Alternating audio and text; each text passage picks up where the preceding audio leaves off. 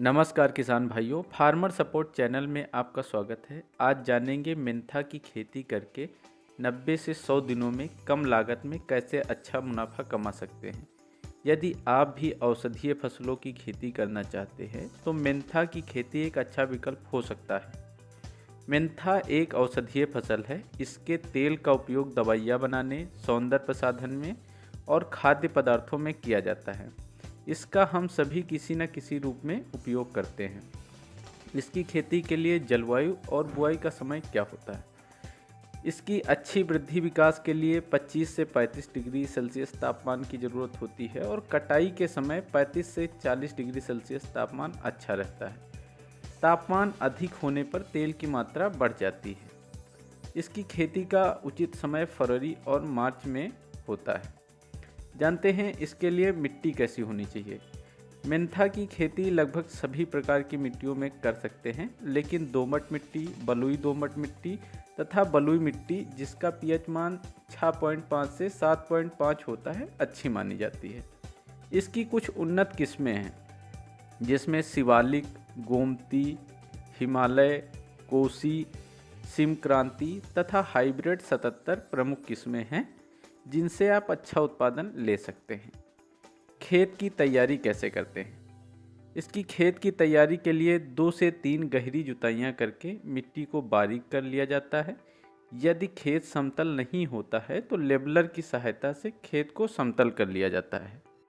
Mentha की फसल में आवश्यक खाद और उर्वरक सबसे पहले जानते हैं बेसल डोज में।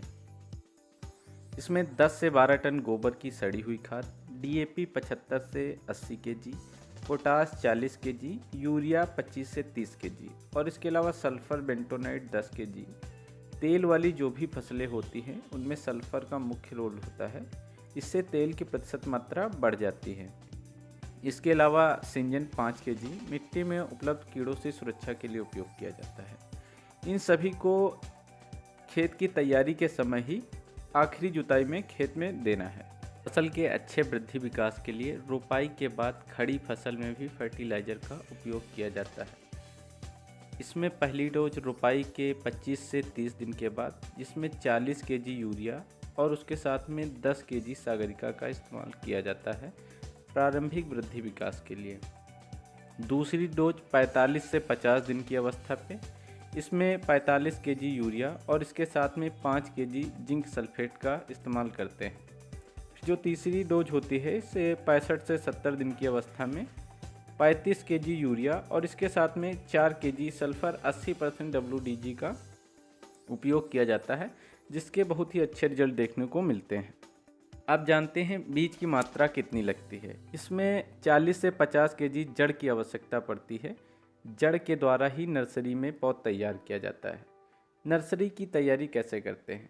इनकी जड़ों को 1-1 इंच के टुकड़ों में कुट्टी मशीन की सहायता से काट लिया जाता है और जड़ों को कार्बेंडाजिम 2 ग्राम प्रति लीटर पानी की घोल में उपचारित कर लिया जाता है। फिर 2 मीटर चौड़ी क्यारियाँ बनाकर नर्सरी तैयार कर लिया जाता है। 30 से 35 दिन में पौध तैयार हो जाती है। फिर नर्सरी से पौध को निकालकर मुख्य खेत में रोपाई कर दिया जाता है। जानते हैं पौध रोपाई कैसे करते हैं। पौध रोपाई के लिए खेत तैयार होने के बाद क्यारियाँ बना लिया जाता है। फिर इन क्यारियों में पानी भर दिया जाता है। फिर इनमें पौधे की रोपाई की जाती है। इसमें लाइन से लाइन की दूरी 40 सेंटीमीटर रखते हैं। पौधे से पौधे की दूरी 15 सेंटीमीटर रखते हैं। लाइनों को रस्सी की सहायता से सीधा कर लिया जाता है और रस्सी के सहारे ही पौध की रोपाई की जाती है। अब जानते हैं कितनी सिंचाइयों की ज़रूरत पड़ती है। मेंथा की फसल में 7 से 9 सिंचाइयों की आवश्यकता पड़ती है। अलग अलग मिट्टी के आधार पर 10 से 12 दिन के अंतराल पर सिंचाई करने की आवश्यकता पड़ती है। अब जानते हैं मेंथा की फसल में खरपतवार नियंत्रण कैसे करते हैं। गर्मियों के सीजन में खरपतवार की समस्या एक बहुत बड़ी समस्या होती है। इससे फसलों में 30 से 40% तक की नुकसान हो सकता है। खरपतवार नियंत्रण के 2 तरीके होते हैं। एक तो जमाव से पहले भी आप नियंत्रण कर, इसके लिए पेंडिमेथिलिन 30 सीसी 1 लीटर प्रति एकड़ 150 लीटर पानी में घोल के रोपाई के तुरंत बाद स्प्रे करते हैं, जिससे सकरी और चौड़ी पत्ती के दोनों खरपतवार नियंत्रण हो जाते हैं। यदि खरपतवार जम आते हैं तो सकरी पत्ती के नियंत्रण के लिए क्विज़ोलोफ ऑफ इथाइल 5% EC 400 से 500 ml प्रति एकड़ के हिसाब से 120 से 25 लीटर पानी में घोल के स्प्रे करने से कंट्रोल हो जाते हैं। और चौड़ी पत्ती तथा मोथा घास के लिए सल्फ्योरान 75% 13.5 ग्राम प्लस 500 ml घोलक को 120 लीटर पानी में घोल के स्प्रे करने से चौड़ी पत्ती के खरपतवारों का नियंत्रण हो जाता है।